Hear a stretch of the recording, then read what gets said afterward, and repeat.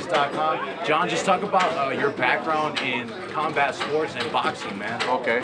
Well, basically, I've been involved in combat sports most of my life since I was a young boy, maybe 10, 12 years old. I first started, honestly, taking martial arts. And I was also from then, as a young teenager, I was still on my way into a boxing gym as well. So I was doing both for a while and competing on the amateur level on boxing.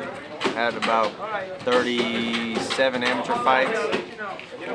Never turned professional. I started doing other things, went to college, so on and so forth. Then I started training people, and first started it kind of as a little bit of a hobby, if you will, and kind of spiraled into a profession. The first person I trained was just a lady, a really nice lady, still a friend of mine that just wanted to work out like the boxing workout. So she hired me to train her to kind of help her get in shape. Then I enjoyed it, and then I started training a couple amateur fighters as well while I was training other people that just like working out. And first amateur fighter I ever trained, his name is Sarkis, and he's still a friend of mine. He doesn't box anymore, but he ended up winning the Golden Gloves, right? The first amateur fighter I trained, so I was like, wow, this is fun. Then I felt like I was, we had having some success, so it was like a fire that was lit, and it just kept going.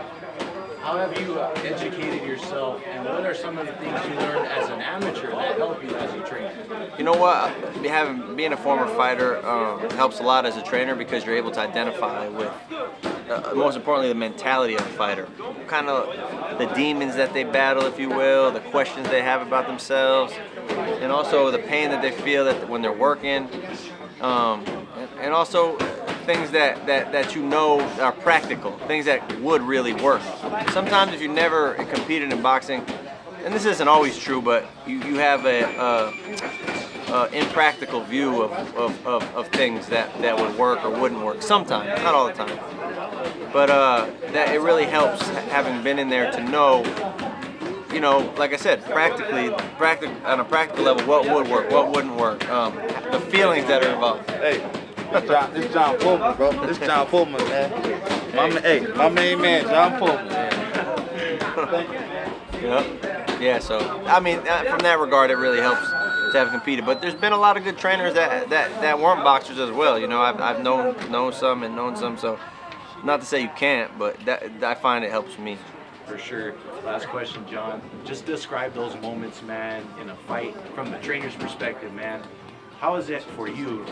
I asked Gerald the same question. Do things go very quickly in there, fast, or do things kind of slow down when you're in the ring with them? You know what? You're so in the moment when things like that happen. It's like they go by fast because you're not like looking at your clock. You're not even aware of the time. You're just focused on your job. So the moment, it's like it's almost nothing matters but what's happening. So it's almost euphoric in a way. Living in the moment. I'm sure you've been there, and a lot of other people.